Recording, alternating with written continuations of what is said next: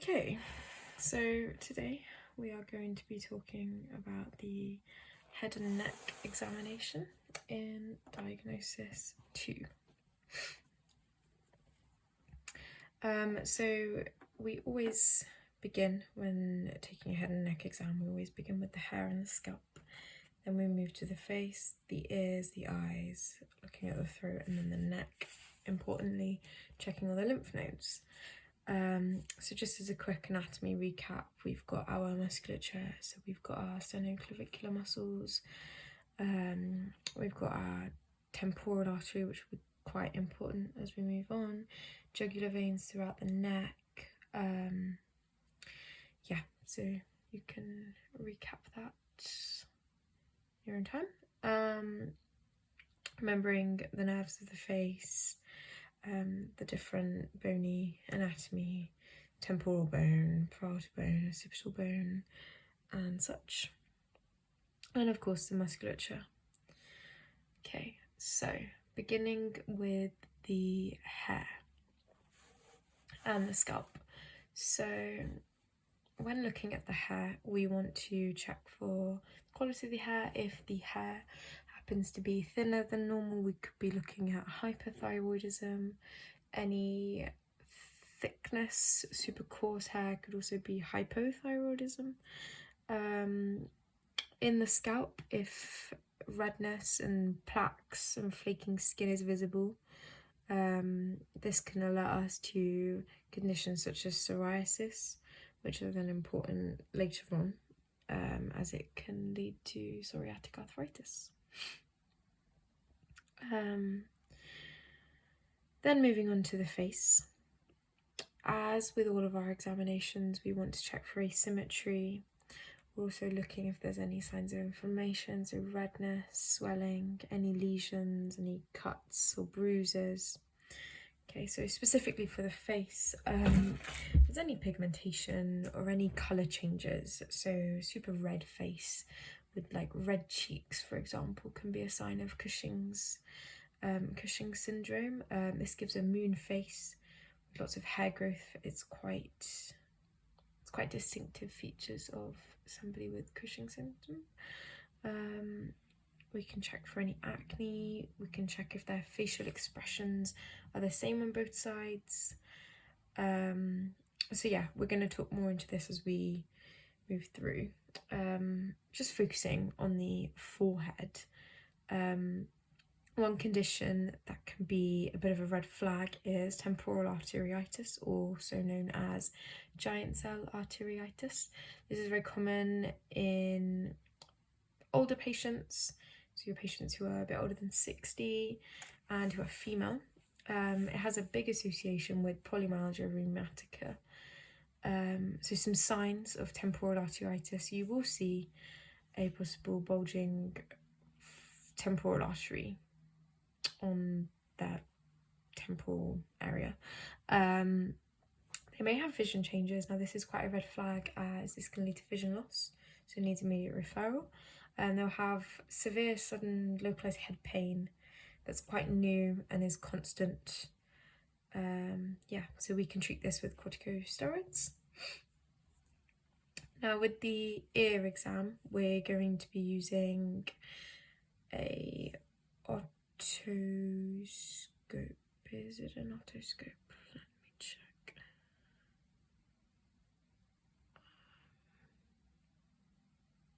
I'm gonna sneeze, hang on. Oh, I'll just cut that bit out. Okay. So now moving on to our ear exam. So with the ear exam, recap for the anatomy, we've obviously got our outer ear here. Within the outer ear, we want to check if there's any bleeding, any inflammation, any discharge perhaps coming to the outside of the ear. We can see some obvious signs of deformity, such as a cauliflower ear, any lumps and bumps or lesions. And then moving on to the inner ear, just a reminder of the inner anatomy. Okay. So some symptoms that can be a little bit concerning are things such as dizziness and vertigo, Balance loss can be a sign of like hearing loss in one ear or two. Any tinnitus, discharge, and of course hearing loss.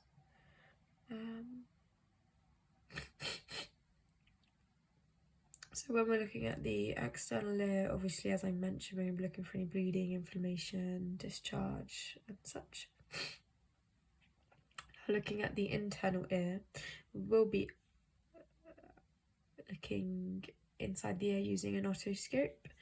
You want to gently pull down on the ear, pulling it back and away from the head to enter the otoscope comfortably to look down the ear canal. You want to be checking for any earwax. So for example, this is an accumulation of earwax. You want to be looking if there's any foreign bodies. Sometimes kid might stick crayons in there. Any swelling, any blood, other signs of inflammation. So yeah, this is what a normal eardrum should look like. We're going to talk about some conditions. So otalgia is another word for ear pain. Now we can get ear pain, and that can be due to things such as perichondritis, cellulitis, neoplasms, otitis media, otitis externa. So this is what otitis media looks like. When it's perforated, it looks like that. And this is otitis externa, also known as swimmer's ear. Oops. Yeah, so some differential diagnoses for a discharging ear. So if there's discharge within the inner ear, this can be a sign of fracture, and the cerebrospinal fluid could be leaking. Excuse me, a little bit ill. Okay. Yeah, another DDX for discharging ear is also otitis externa, so the swimmer's ear, such as this, so that can cause discharge, it can cause otalgia or ear pain. Yeah, so now moving on to the eye. The eyes are quite a big one. Again, we want to look for symmetry, we want to look for any drooping or ptosis of the eyelid. This can be a sign of myasthenia gravis or Horner's syndrome. Looks like such. It can also just be a little bit normal for the patient. You want to look at the eyebrows, any hair loss in one. Looking at the skin around the eyes, as this could be a sign of it, well, it can indicate many different things. For example, if there's like white plaque buildup, such as here in the skin, then it can be a sign of cholesterol buildup, also known as anaplasma. Yeah.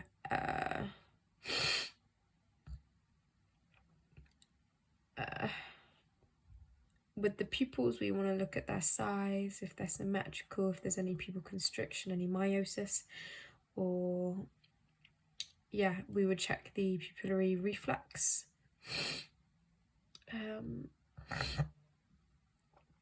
Now, watering eyes or epiphora can be completely normal due to allergies or dry eyes.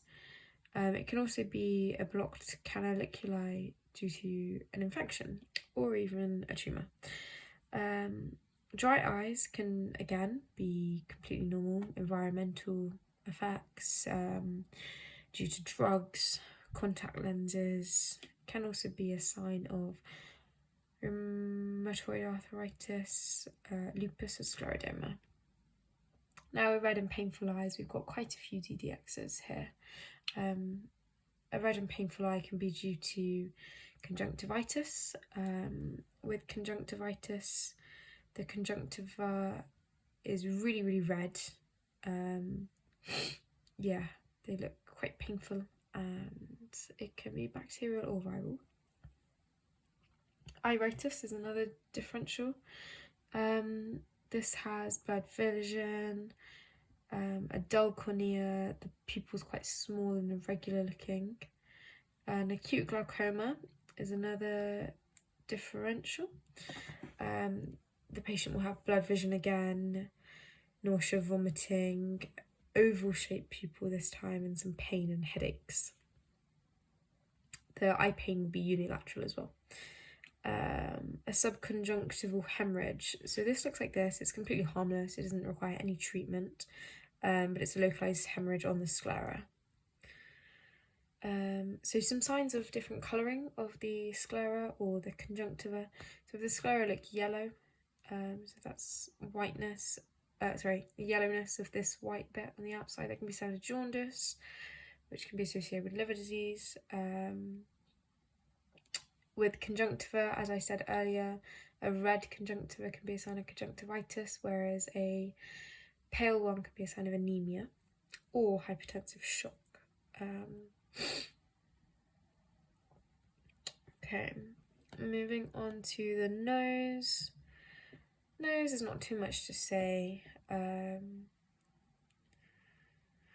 Yeah, you palpate for symmetry, palpate for the sinuses, you look for any nasal drip, which can just be due to cold and allergies, if there's a broken nose or a deviated septum. The mouth and throat, we're looking at the lips, the teeth, the gums, the tongue and the pharynx, roof and floor. Remember, there can be quite a few odours that are coming from the mouth. This can be due to just food, alcohol, tobacco. One thing to be aware of is those with diabetic ketoacidosis, their breath can smell like nail polish. So yeah, blue lips can be a sign of cyanosis. An inflamed lip, which can be due to trauma, it can be infection, eczema, is cheilitis. Cold sores are caused by the herpes simplex. Something that can be quite key and a red flag is, of course, carcinoma of the lip. Yeah, so gums should look like a healthy pink. If they're hyperpigmented, we can be looking at Addison's. We also want to be looking at the tonsils, so opening the patient's mouth. Tonsils can be slightly bigger, inflamed and swollen, which is a sign of tonsillitis. Now with the eye, we do need to talk about hypertensive and diabetic retinopathy, but not today because that's a lot of effort. Okay, with the neck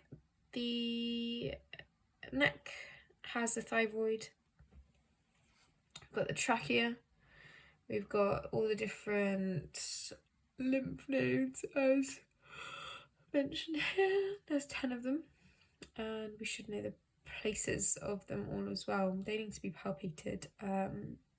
It's normal if they're lumpy and the patient is ill and they have an infection because they have all the white blood cells in their lymphocytes. Yeah, however, an inflamed lymph node can be occasionally related to tumours. Yeah, usually the clavicular lymph nodes are the first one to come up. Yeah, thank you.